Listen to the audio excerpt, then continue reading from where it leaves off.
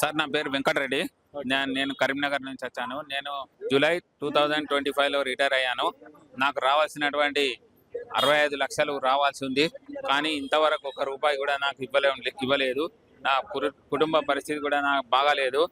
తర్వాత ఇంకా ఏంటంటే ఈ యొక్క రేవంత్ రెడ్డి బేసజాలకు పోయి దాదాపు ఇప్పటి వరకు 22,000 మంది రిటైర్ అయ్యారు.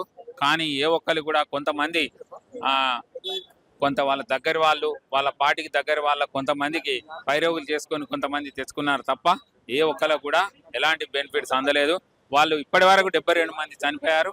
వివిధ కారణాల వల్ల ఏదో అనారోగ్యంతో, ముఖ్యంగా అనారోగ్యంతోనే వైద్యం చేయించుకోలేని పరిస్థితులలో వాళ్ళు చనిపోవడం జరిగింది.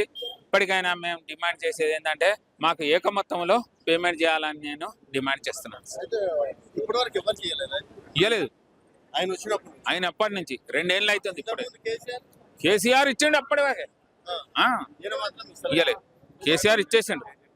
నా పేరు జి విజేందర్ సింగ్ సార్. నాగర్కల్ జిల్లా ముఖ్యమంత్రి గారి జిల్లా అన్నది.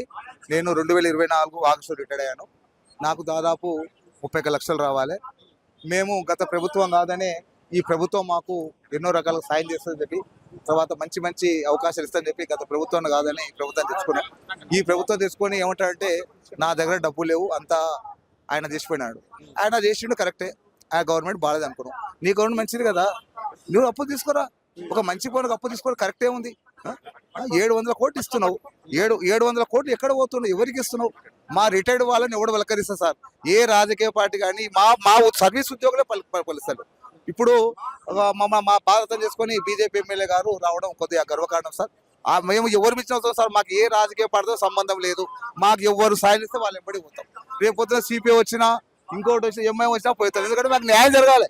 మా ఈ బాధను అర్థం చేయక దాదాపు 70 మంది సోదరులు చచ్చిపోయినంటే ఇది ఎంతవరకు కరెక్ట్ సార్?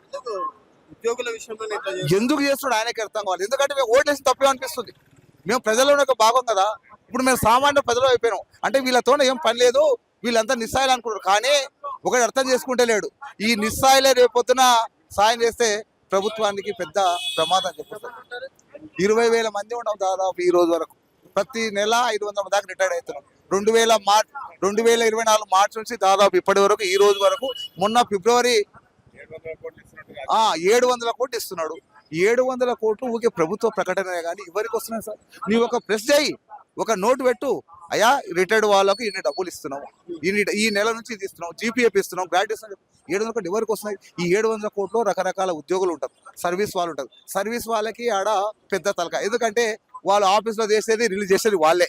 వాళ్ళు వాళ్ళ మిత్రులకే తయారు చేసుకుంటారు. మా భార్య తోడేవాడు, మేము వీళ్ళకంటే ఏం చేయకుండా నడుస్తాం. మేము ఏం మొత్తుకోవాలి, ఇక్కడ మొత్తుకోవాలి, తరాశ కూడా మొత్తుకోవాలి. మా బాధ ఎవడు ఇంటాడు? కాబట్టి ఒక రాష్ట్ర ముఖ్యమంత్రికి మీ ద్వారా వినోదంటే, ఒక కుటుంబ పెద్దగా ఒక తండ్రికి 4 కొడుకులుంటే అందరికీ న్యాయం చేసిన బాధ్యత ఎలా ఉంటుందో, అదే రాష్ట్ర పెద్దగా, ఒక రాష్ట్ర నేతగా తప్పకుండా మా యొక్క బాధను అర్థం చేసుకొని మాకు రావాల్సిన ఈ డబ్బులు తప్పకుండా త్వరలోని మొత్తంగా మా వీళ్ళ దయదలిచి ఒక విన్నపం ఒకటి, మీకు 1,00,00,000 వందన మా ఉద్యోగుల తరఫున 1,00,00,000 వందన చేసిన ముఖ్యమంత్రి గారు దయచేసి తప్పకుండా మా వారు అర్థం చేసుకొని మాకు ఈ కొత్త సంవత్సరం, తెలుగు సంవత్సరం పండుగ మంచి సంతోషంగా జరుపుకునే అవకాశం ఇస్తూ మా యొక్క అమౌంట్ను మొత్తంగా విడుదల చేయాలని మీ యొక్క తెలంగాణ వెలుగు ద్వారా ఈ ప్రభుత్వానికి విన్నవించుకుంటున్నాం.